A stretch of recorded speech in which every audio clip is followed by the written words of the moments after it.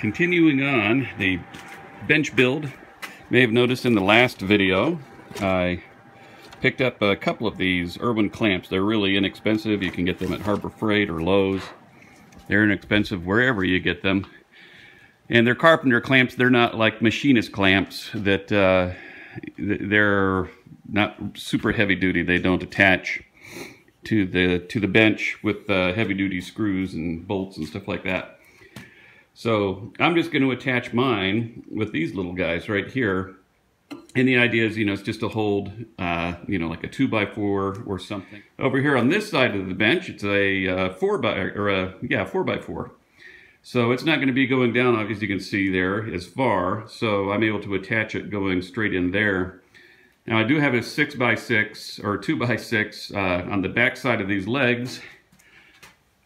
And I put those 3 holes there to accommodate these bars here. And I'm putting in softwood here. This is pine, so that if I tighten it up against a project or something, I'm not going to be eating into the surface of the project. And so now I'm just going to fasten that thing. So the idea here, by the way, is, I picked up 2 of them, A, because they were so cheap, and B, so that if I needed to, have 2 boards coming into each other, I could clamp them that way. Right. So that's the idea. If these were some, some planks, some longer boards rather, that I was maybe building a drawer or something out of, that could potentially come in handy. In addition, if it was sort of a bit taller, I could use this thing like this and then use that on the top so that, you could keep the whole thing, the edges clamped together all the way up.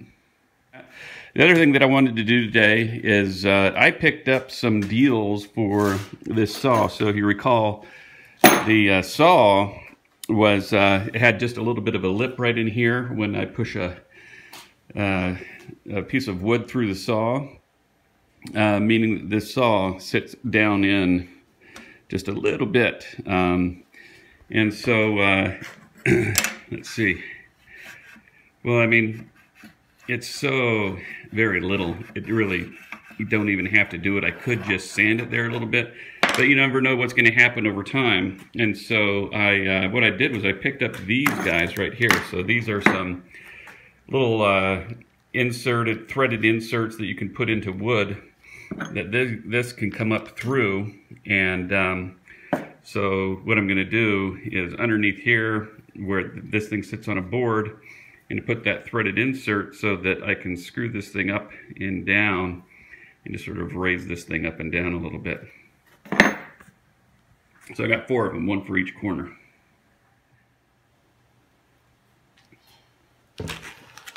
Okay, so I think I'm going to put one right here, and I'll put another one right here. Let's see what these things look like. Oop. Oop. Yeah, so I'll have it like this. I'll get the hole drilled, then pound this down into it, and then this screw will come up through like so. Okay.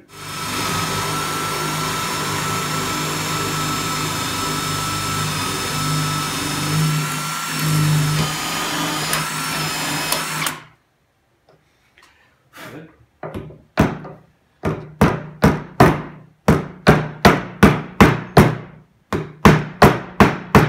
Now, this thing, go right down into it. Pardon me while I thread this. So I've got it adjusted right now so that there is this thing just, unless it falls down into the track, it is right where I want it. And you can sort of see, I think, I'm going to screw it from underneath here just to see if you can see the difference here on how that thing raises it and lowers it. So I'm just sort of turning it. You can see how that goes up and down. So right there is about where I like it.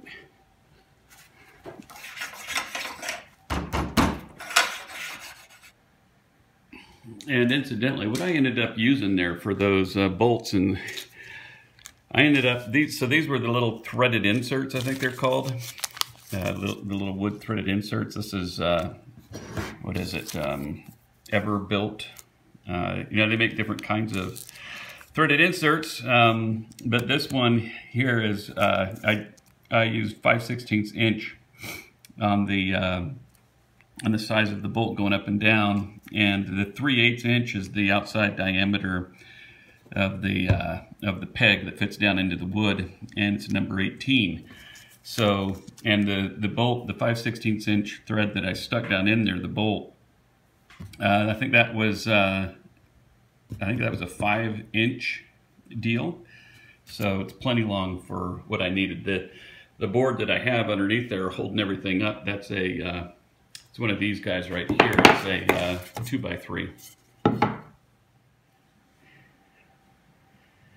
I want to put that air compressor there. I want it to go under the saw, but it's a little bit too tall. It's about 3 inches too tall.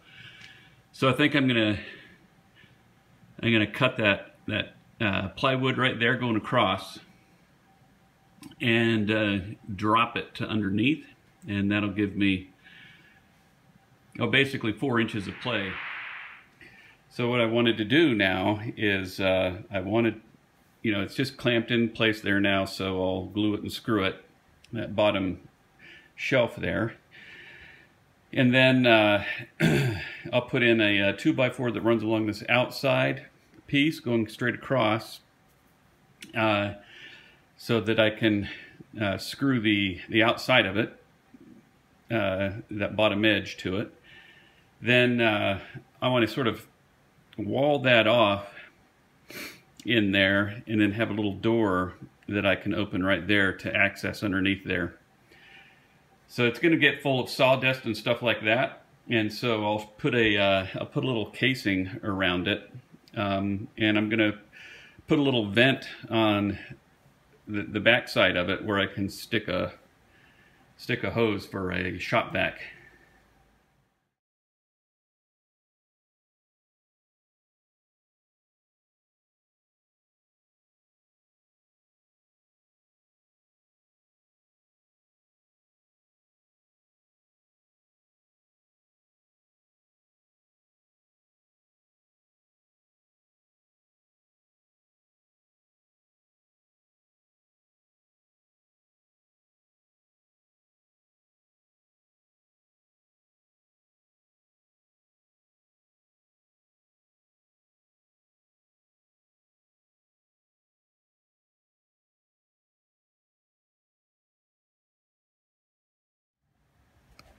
You ever used one of these little angle screws? So these little guys right here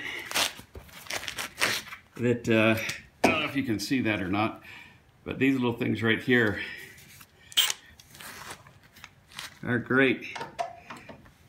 Get it right in there.